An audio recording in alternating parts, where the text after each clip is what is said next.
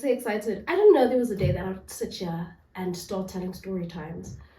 Because one, I don't think I am good at narrating stories. I ramble a lot, but two, because I didn't think I was gonna have a YouTube channel. And obviously when I started my channel, I wanted to start the podcast only, but eventually I knew that in order to be able to be relatable, in order for you guys to know me better, I need to sit down and you need to see my growth, my personality, my thought processing. You need to get to know me, you know. It's not fair that you just listen to some of the stuff I have to say and you don't know me. I want to move my couch. Do I? No, okay, fine. Anyway, yeah, story time. So today's story time, I'm gonna just dive right into my love life. And I hope, because this is a very big part of who you are, and I feel that it reveals a lot of who you are, right? It reveals your love life is the single most, I don't want to call it intimate, but I can, because it unravels a lot about you. It unravels how you think, how you love, how you experience pain, how you express it, how much you've grown. It really takes out some of your traumas. It helps you heal, you know, it helps you realize. And so this will be my starting point. Now, I shot a story time, this exact story time, a couple of weeks ago. And what made me say, oh my goodness, I need to like tell this story was, there's a girl, a very lovely lady, who texted me, who DM'd me. But what pushed her to DM me specifically this was because I posted a confession sticker.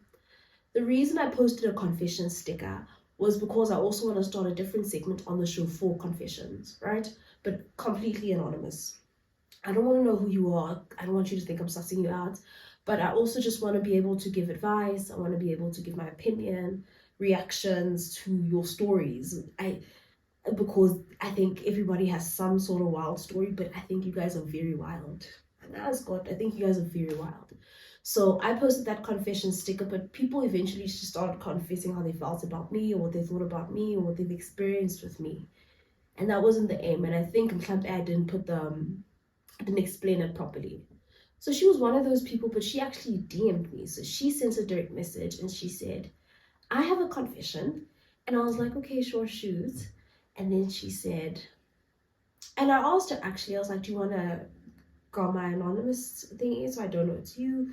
Because a couple of messages were coming in, so I wasn't going to be able to suss out Uguti Mutin. Yeah, well, I wasn't going to be able to suss out her confession. So I'm like, okay. And then she's like, no, I don't have to go anonymous. I want to like directly tell you. So I'm like, okay. Immediately, guys, I knew it had to do no fun. I don't know why, but like my blood was telling me it has to do no fun. And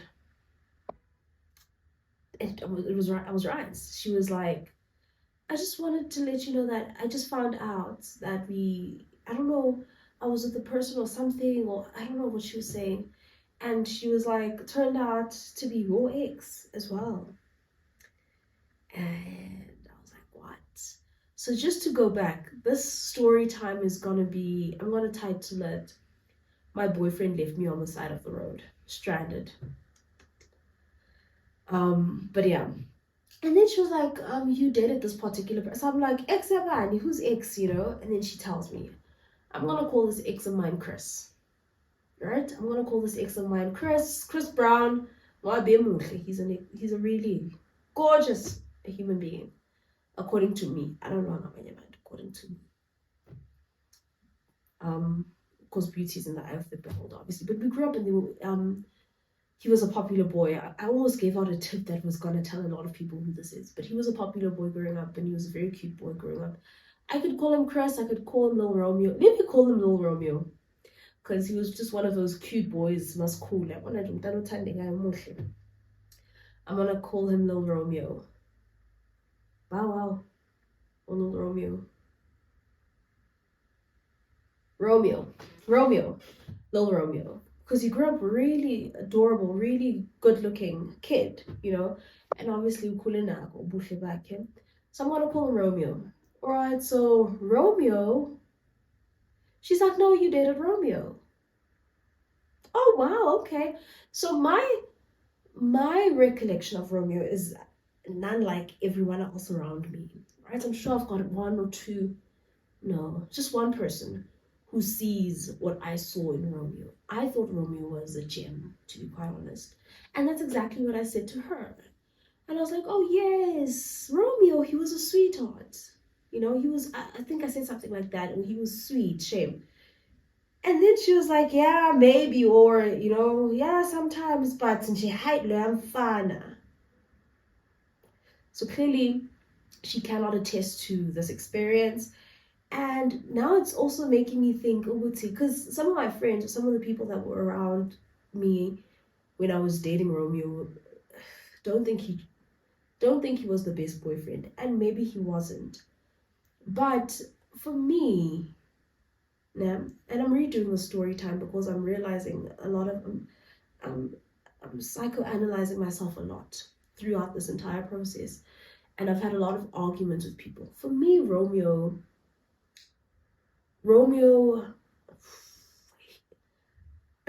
healed parts of me, right?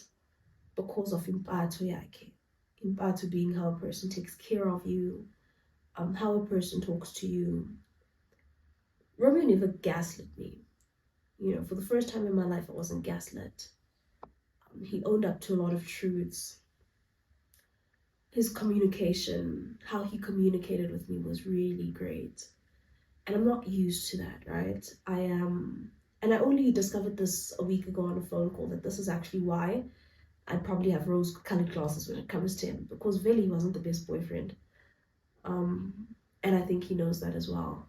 But because I was brought up in a home where my mom shouts a lot, my granny shouts a lot. I've got no experience or any recollection of my dad, because when he passed away I was very young. But I'm exposed to a lot of noise. My feelings have never been validated.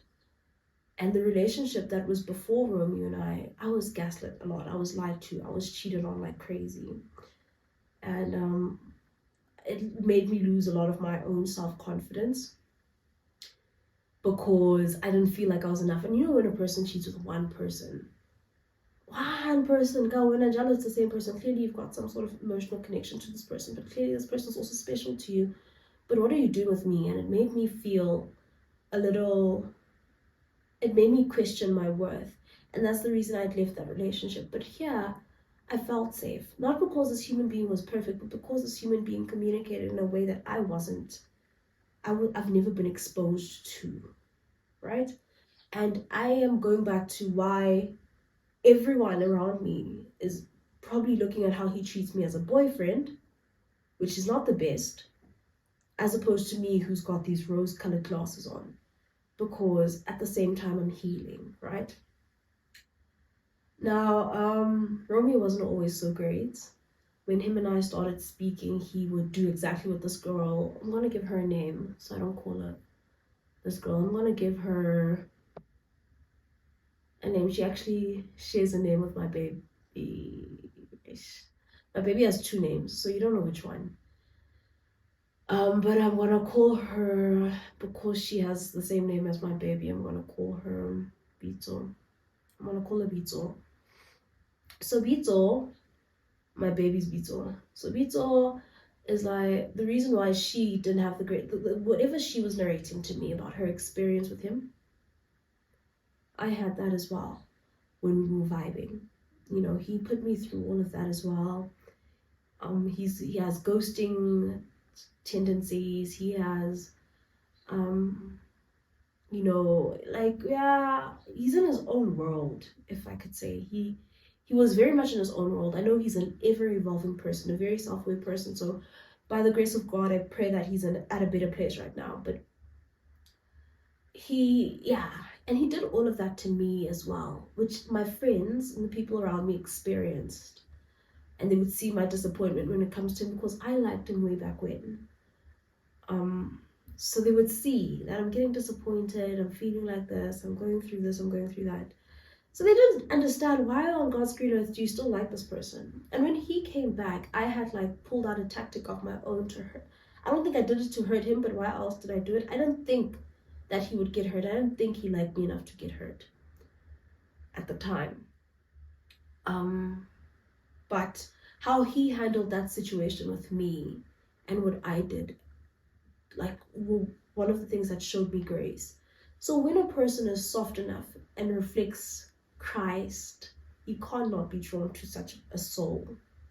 Anyway, backstory about Romeo. Yeah, now you know how I view Romeo. And what I say in the story time does not erase all of what Romeo is or who he is. It doesn't take away from that, right?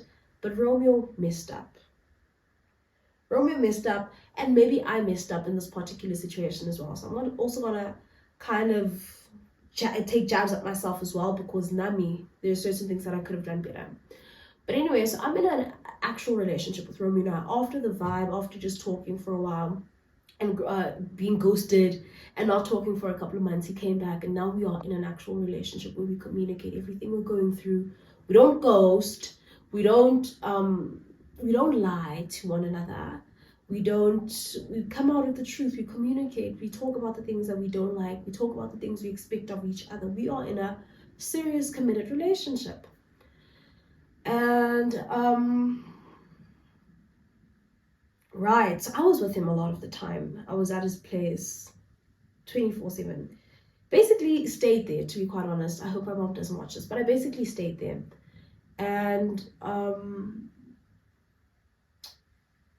I was staying at Riz, but I was with him most of the time. So I left all my stuff, or I took my essentials and I went to him.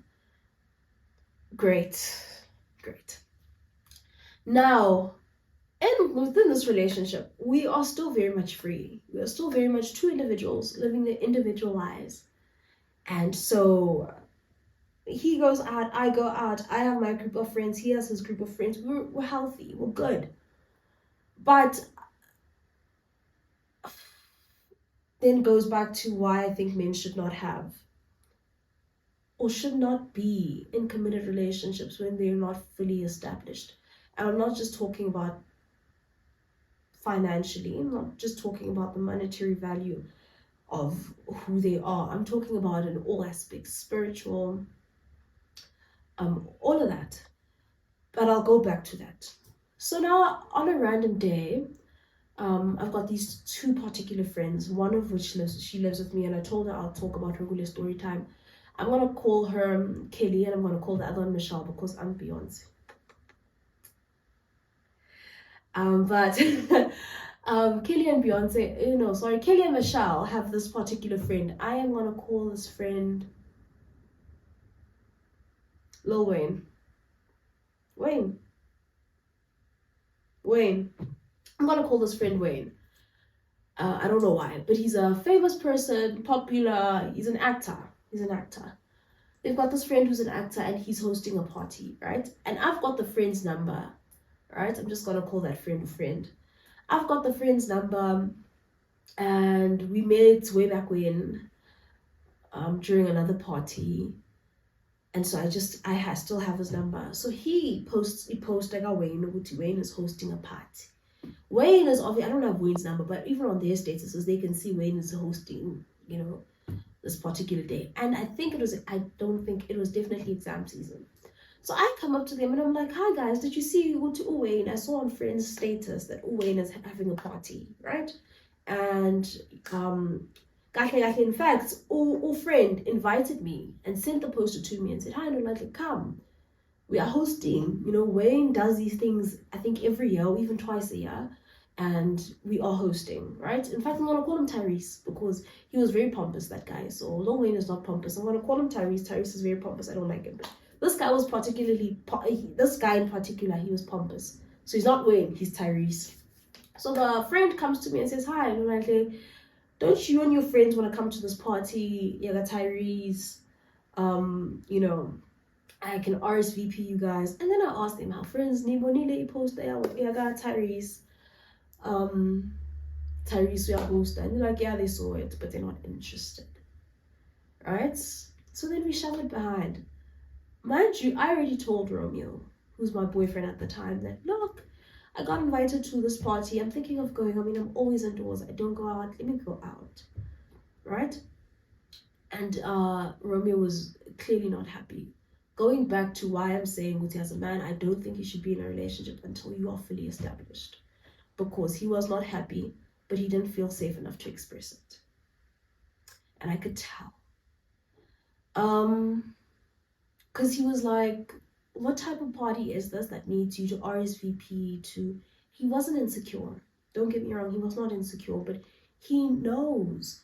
He thinks like a man. He acts like a man. He is a man. So he knows what you're getting invited to this party at a private location with, you're invited by these guys, and you are supposed to go on an RSVP list for what? Like, this seems like something a single person would do.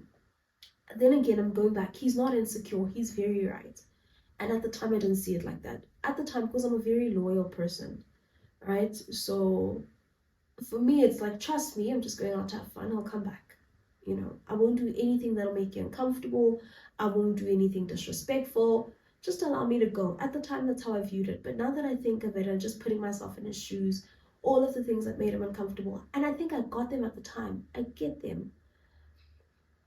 But he didn't tell me. And so when I use that gap, because he didn't tell me, he didn't outright say, Loa, no, I'm not comfortable with you going here because of ABC reasons. Right? He didn't say it, but I could tell. But then, okay, because my friends said they don't want to go anywhere, the conversation dies out. I never bring it up again because according to me, we're not going. Michelle, but we're not going, right? So we're not going. I don't know where Romeo was because, like I said, Romeo and I were kind of staying together at this point. But at this point, during this particular day, this Saturday, I'm at Rez. And I get a call from Kelly and Michelle. And Kelly and Michelle say to me, we were feeling hyped up. Mind you, Kelly is like 5 months pregnant. I'm going to put it out there. Kelly is 5 months pregnant. But they call me and they're like, we're feeling like going out. Go tell friend to put us on the RSVP list. We're coming. And I'm like, are you sure? Are you certain? They're like, yeah. Now, I don't recall why I didn't tell Romeo. I don't recall why I didn't tell my partner at the time. I don't know if I tried calling him and his phone just didn't go through, or I texted him and it would one tick because now he had a very bad habit. He's never on his phone. But I don't recall what happened. It's unlike me to go out and not say, unless I was being spiteful. But that's also rare for me, you know. So I don't recall how come him and I didn't communicate and speak about that. Or maybe we did. I can't remember. But yeah. Now, okay, no, Michelle are like, let's go. I'm like, okay, let me get ready. Let me look cute, right? My car at the time just needs me to shift my car at the time was sick. My car at the time was very sick. And so I say to Kelly and Michelle, you guys are mobile, you are driving. They live in Midrand, way up north of Johannesburg, right? The party's in the south, the actual south of Johannesburg, Besonia Hills, Benakant in the south. I'm in Auckland Park, I'm in central Johannesburg. But the freeway that they use, the M1 South, is gonna pass my exit at Auckland Park. Where I live and that exit, it's like a 2-minute drive in. So they were gonna off ramp, take me, we go back onto the freeway, and we're on the south. That was sensible to me. Now I told Kelly that I'm gonna record this, and I've never spoken to her about it, which I don't think is fair. But her and Michelle, I don't know what they were thinking. I don't know if they were thinking straight, but they say to me, no, they say they're gonna fetch me, and then when I'm ready, then they're like, no, we're thinking you take the Gauteng and you come to the north.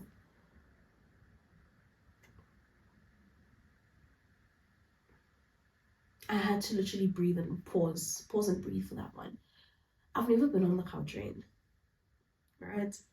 I don't know. I was probably broke, not knowing where I was going when you broke. There's a lot of things that we do in university that really don't make no kind of sense. And I think it's knowing that someone is going to take care of you. There's no time where you are more well taken care of than when you're in university and living at risk. Not just in university and living at risk. You don't know where your next meal is gonna come from. Okay, you do know because you get an allowance, right? But like you could spend your last piece of your allowance today and be at a restaurant tomorrow. If you know, you know, you know. So I probably made a risky ass decision because I'm a risque person. I may not show it, but this is why you guys are getting to know me. I am a very risque person. I live in the moment most of the time. I make risque decisions. I live a very, probably not unhinged like most people, but my personality is very unhinged. I've got principles that I live by, but there's certain decisions I'm gonna make, and this happens to be one of them. Because where am I going if I don't have money? But for whatever reason, the Gautrain thing didn't make sense to me, right? And I was just like, no, it's okay. But I was hurt, which is why I said I'm going to speak about this, and I've never actually told none of them. But I was hurt. It was you didn't consider me.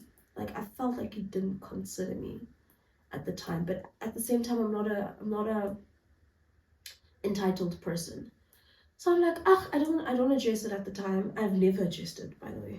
But I'm here. I'm like, okay, let me take my sick old car. And I start my car. It's got this loud ass sound. It actually sounded exactly like that. I'm like,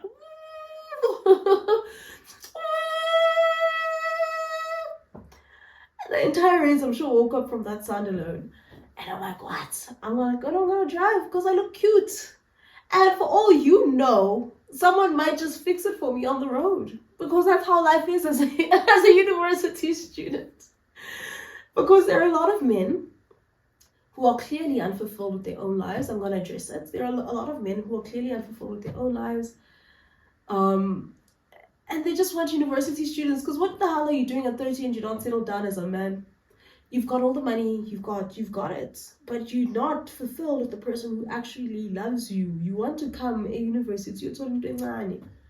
And I think it's a universal thing, to be quite honest. I don't even think it's a Joburg thing only, you know. But you meet a lot of clearly unfulfilled men. I would like to call them that, now that I know better. Sure, I've reaped the rewards, but I know better, because there's no reason. There's absolutely no reason your fulfillment is spending 100,000 rand on buying 20-year-old girls alcohol. You need to fix your life. There's no reason. There is no reason you, as a 35, a 38, a 40-year-old man, you are fetching a 20-year-old girl at a rest for your own fulfillment, because I'm telling you, you're not doing, I know they're not doing it out of the goodness of their hearts. Like my male friends would say, because they also say but there is no reason, because a lot of them are in committed relationships or married. Because a lot of them hide their real lives. There is no reason. There's no reason. Anyway, but I take, that's my, I'm gonna say, jokingly, anyway, as I'm driving down to the south, my car is sick, guys. It's the entire way. I get to Personia Hills. I can see that I'm in my aunt's neighborhood. I am not happy with the fact that I'm in my aunt's neighborhood, a couple of streets away from her. I'm thinking, let me just get to this location. And the closer I get to this location, the closer I'm getting to my aunt's house. So I'm not happy, because this is a very strict aunt, stricter than my mom. I am afraid of this aunt more than I'm afraid of my mother. Do you understand? This aunt's very strict. And this exam season, the closer I'm getting to this location, the closer I'm getting to my aunt's house. My car, anyone, in fact, to even if I don't stop at my aunt's house, she would open the window as my car passes because it's that loud. Now, Besonia Hills, that term hills, it's obviously in the hills. Within hills, this location, this private location is within hills. My car can't take it. My manual car, my manual student car cannot take it. As I'm driving up, I leave it on in the second gear because the second gear is powerful. It's not going to burn out my clutch the same way the first gear would, but in the second gear, I'm still in the powerful gear. I'm going to make it to the top of the hill. This is all I'm thinking about in that moment. And as I make it to the top, it's not going to burn out my clutch too much, right? Excuse me. As I make it to the top,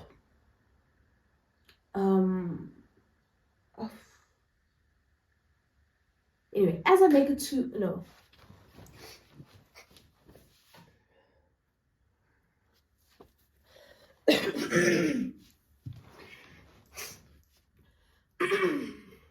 Excuse me. Okay. As I make it to the top of the hill, my car's tired. Moto. 4:15, 4:10 in Liash. My car switched off at the top of the hill. And I had to rose because and it's supercars that pass by there because it's a very it's an okay neighborhood. It's a So what am I gonna do? So I put my car in neutral and I let it rose down to someone's driveway. And when I'm there, I call my friends. I don't call Romeo. I don't call Romeo at first. I call my friends. I'm like, hi Kelly, hi Michelle, how far are you? They're like, we just arrived at the party, where are you? I'm like, hey, I got stuck. Stuck, way. That's how Kelly speaks. Stuck, way. And I'm like, just like a minute away from the location. I'm literally in my aunt's neighborhood. I'm already there at the party, to be quite honest. And then they're like, hey, send your location, we're coming. Let's tell the host as well that this has happened because the host, like I said, Tyrese is their friend. They come, 5 months pregnant, no wani, no munya. Obviously, Michelle was just Michelle. But they look hot as well. They look really pretty. And as we're standing there, this man comes out of his house, blowing him in the driveway. I came, and he's like, I can smell the acid from my house. Insignificant, but in the story. But yeah, that man tried to help us out. Mechanics drove by, tried to look at what's wrong. They're like, maybe it's the battery, but they don't have boosting cables or whatever. And the host calls and says, did you find your friend? Kelly is like, yeah, we found my friend. And then the host says, oh, okay, I'm going to call someone that's going to come help you and your friend out. I'm going to call someone that's going to come help your friend out, basically. And then I'm like, okay, at least you're a girl. You're a girl. Or maybe they've got a nice heart. I don't know. But I'm going to call this guy Diddy. Because he did very weird things. He's the owner of the party. He's the owner of the house, sorry. Where the host is hosting, he's hosting at someone's house, a friend's house. The friend is Didi. Didi's the one who's going to come help me. Stay with me. This guy pulls up. Driving an RS3. It wasn't an RS6, it was an RS3. You can tell he's in his early 30s. He comes, he's in full designer. I was wearing designer, I don't know why. But designer, head to toe. And he's like, which one of you guys need help? I'm like, it's me. And he's like, okay. And then he asked the mechanics who are initially standing with us. He's like, what's wrong? Can you guys see a problem? And they say, we think it's the battery, but we don't have boosting cables. And we tried, because we tried pushing the car down the hill with our pretty asses. Push the car with I almost said her name. With Kelly's pregnant ass. Pushing my car downhill, because like I said, it's steep. And tried to kickstart it. So they're like, I kickstarted, so we don't know if the battery is so dead that you can't jump start it. And we don't have boosting cables to check. But from what we see, we think it's the battery. And then the guy's like, the battery. Is it something that we can fix now? The mechanics are like, nope, we'd need to take it to our workshop and check. This guy pulls me to the side. Diddy pulls me to the side. Says, listen, I've got a mechanic that I trust. Alright? We can look at this car for you and fix it. I can get this car fixed in the morning. I'll take care of it. I'll take care of you. But right now, I want you to have fun. I don't know Diddy, guys. That's the first time I meet. The person I know is Tyrese. And you know, Tyrese, I don't know him personally. I know him through Kelly and Michelle. Tyrese probably doesn't even know my name. So that's how much I don't know Diddy. I've never even met Diddy. This is the first time I'm meeting Diddy. I need you guys to understand this. Diddy says, I'll get this car fixed for you. Oh no, I left off the part where I called Romeo. After I called Kelly and Michelle to come help me, I called Romeo. Hi, my baby, I'm stuck. Where are you? I'm in Pasonia Hills. Where are you going? In the south. What are you doing in the south? No, I was going to that party. He said, oh. Oh, Romeo, I'll put my game. And I'm like, okay. I need to duke that out again. Kelly, I'm going to duke that out. I hate editing. Anyway, Kelly, you know, Michelle arrived, so I had to hang up, and I was like, no, Romeo, you know, Kelly and Michelle are here, so I gotta go. Gotta bounce. And he's like, babes, you'll update me. So no, what Diddy? Going back to Diddy. So Diddy's here. Diddy says, listen, I can sort this out for you. Let's leave this car here for now. And I'm like, I don't want to leave a car. What am I gonna do? I'm 20 years old. I'm parked. I'm stuck. What's going on? I haven't turned 20. I was turning 21 that year, but like I was 20 years old.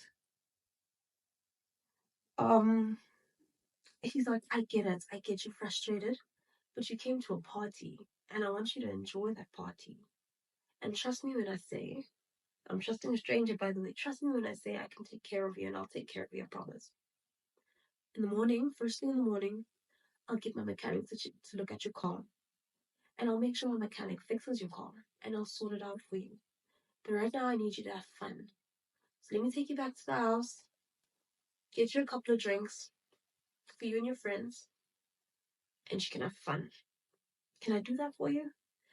Yeah, you could do that. So then he says, hop into my car. I said, let's go. He's like, let's go. You know, he didn't say hop into my car. He was just like, let's go. Let me take a tissue because there's no way. Okay, so he's like, come, let's go back to the house. I'm like, no, it's fine. I'll hop into my friend's car. It's okay. Because already the fact that I'm accepting your help. But whenever my boyfriend is not calling me back, my boyfriend is not asking me if I'm okay. My boyfriend is showing no signs of coming to come help me. He's not asking where I am, where am I stuck. He's not saying send location. I'm gonna find someone to come pull you.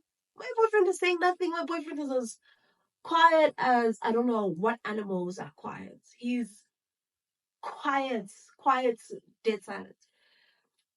I can't rely on him right now. But already it's wrong that I'm accepting your help. So there's no way I'm jumping into your car. And I go back. I don't cheat, right? I don't know how that may have come off. Maybe it was wrong. But what else was I supposed to do, guys? Young Sherlock was a helpless little 20-year-old who was broke, don't have money, with parents who are not supposed to find out that you're stuck on the road during exam season, going to a party. And my boyfriend is not picking up. So I was stuck between a rock and a hard place. I know it may seem like I could have done something else. Maybe I should have ratted myself out and told my mom. But anyway, but I'm like, okay, fine. Maybe I have crossed the line. Maybe I should have. But I'm not going to cross that one. I'm not going to come into your car. I go into my friend's car. I go into Kelly's car. And then we follow him back to the venue. And I literally see myself pass my aunt's house. So my aunt's house and this guy's house are perpendicular. The streets are perpendicular. Right? So my aunt's house is going uphill. And then Kona, these streets that go yeah. And I see myself past my aunt's house, but I can see it's a couple of streets away. And by the grace of God, I'm praying that she doesn't use this road today. Even though when she comes back from work, I know she uses this road. But I'm praying that she doesn't use this road today. and it's a Saturday. She didn't go to work. She could have maybe gone to the mall, but if she goes to the mall, she's definitely not going to use this road. But anyway, we go to the party. When we get to the party, he says to me, I'm calling a person who's going to come tow your car. And we're going to bring your car here. But for now, Diddy, this is Diddy, by the way. But for now, I need you to relax. So I'm going to call you a waiter.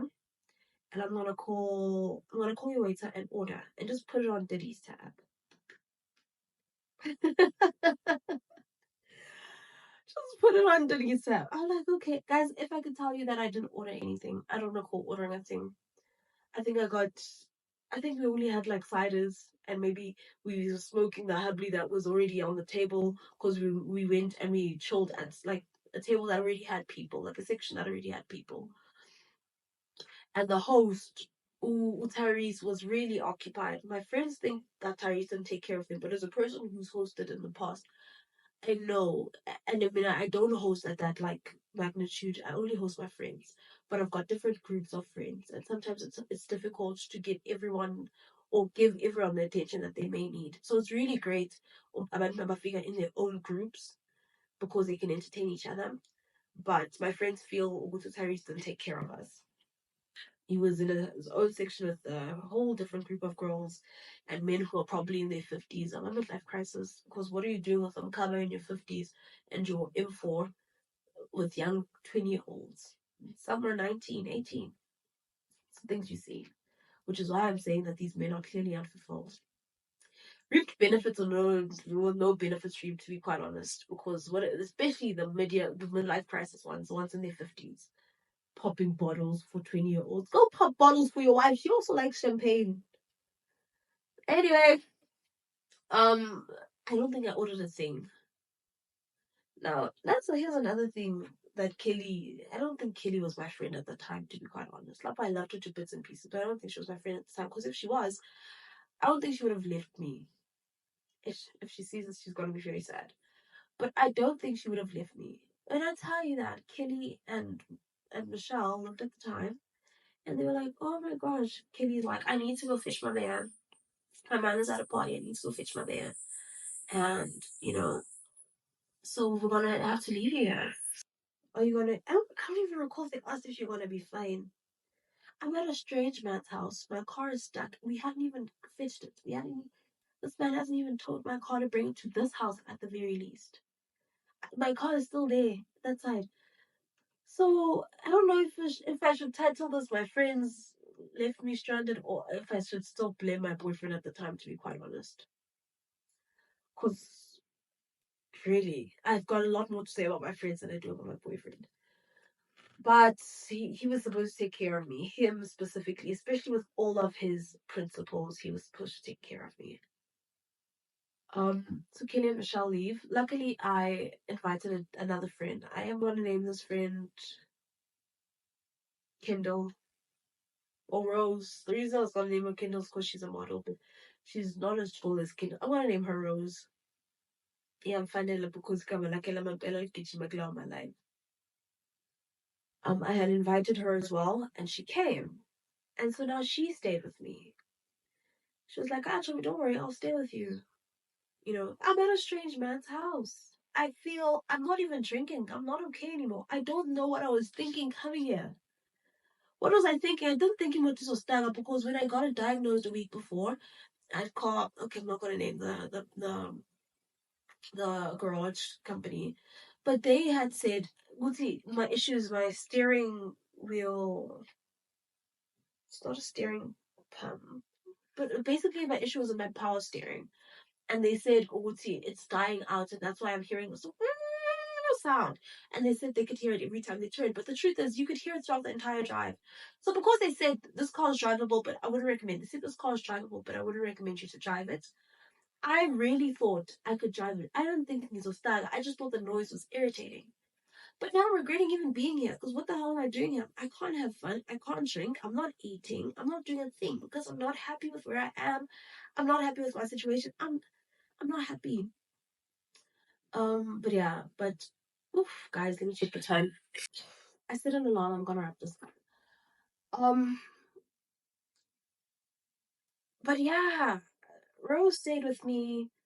Diddy now comes after Kelly and Michelle had left already.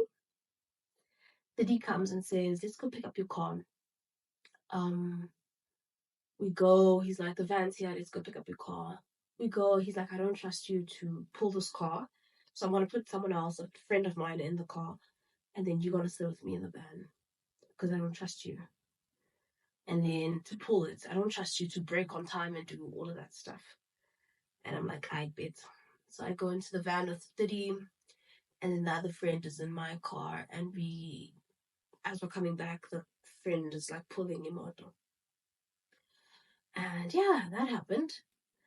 Um, yeah, that happened. We park my car at Diddy's house. Diddy's like, "You don't get a thing to drink. You don't get a thing to eat. Why?" I'm like, "I'm not okay." And he's like, "I said, I need you to have fun." And I said, "I want to take care of you."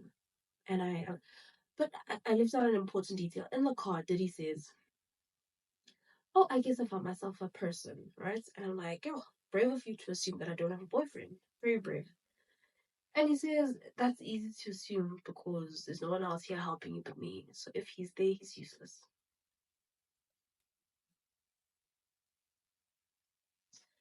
And that's how other men will view you if you don't help your partners out. So any other time you think of having your pride, think of your ego, think of that, think of okay, if you can't think of your woman's safety and you're selfish, think of yourself gay in the eyes of another man. Because was he lying? I am telling you to this point, Romeo hadn't called me back to check if I was fine. I hadn't heard from him. We parked the car. Now Rose was a Kimba. Rose was just if njengoba ngithi mina I am like free spirited and I live. Rose lives. Rose makes decisions. Rose, so Rose was like, "Hey, chief," they said, let's order." She ordered a bottle of Hennessy. She ordered a platter, meat platter. Rose ordered and she ate. She was like, "Don't look at me. I know I'm tiny, but I eat." And she ate.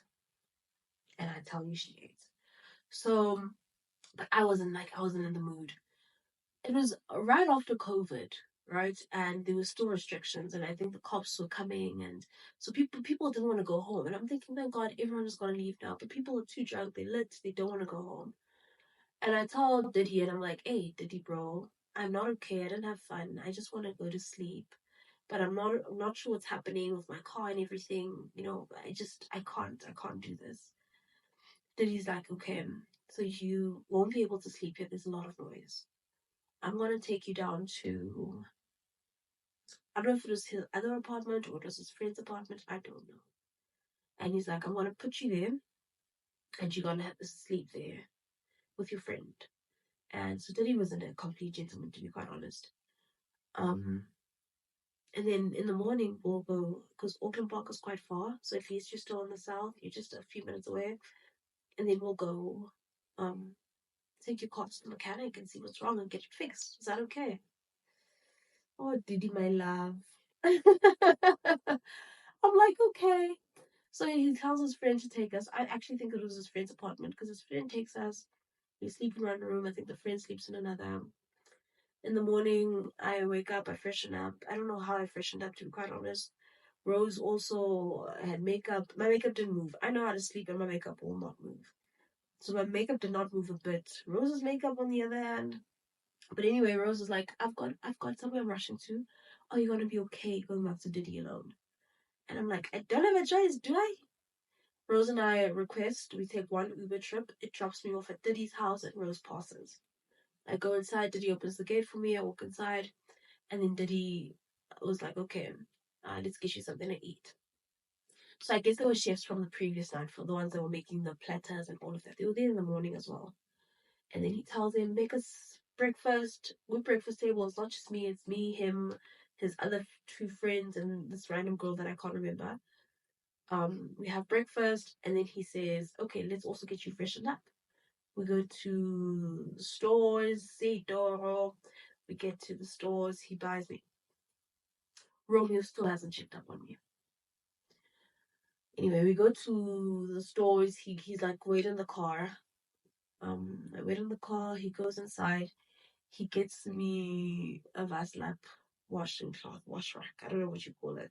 Gets me that. Gets me a toothbrush. He gets toiletries. He gets me full on toiletries. He got me everything I needed. He got me everything I needed and everything I could have needed.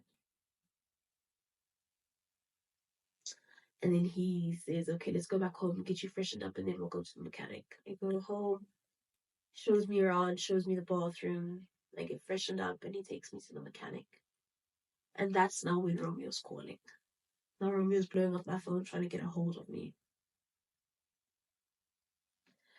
But like I said, I'm not trying to bash Romeo's character. I still think Romeo is a great individual.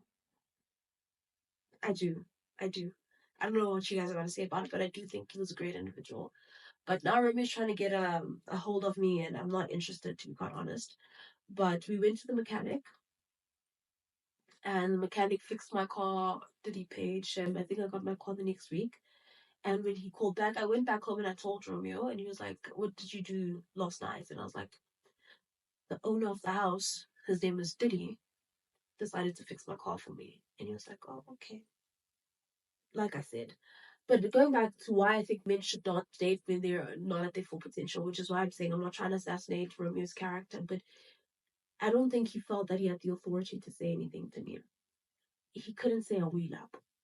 And he could have because of how I viewed him. But he didn't feel not equipped. There's a word. There's a word. But he didn't feel, I'm just gonna use eligible for a lack of a better word, to tell me that he doesn't want me going there. And because finances, because just he wasn't confident enough to be fully himself, because if he was at that place he would have said, "Oh, we love." I'm gonna cut it there because this video is way longer than I wanted it to be, and my time is not on my side. I need to go back to work. But that's basically the story of when my boyfriend left me stranded on the side of the road and a stranger helped me. Anyway, shout out to Diddy. If he sees a story time one day, doubt he will. We are nowhere in the same. I did text Diddy, by the way, after that. I literally went MIA from Diddy.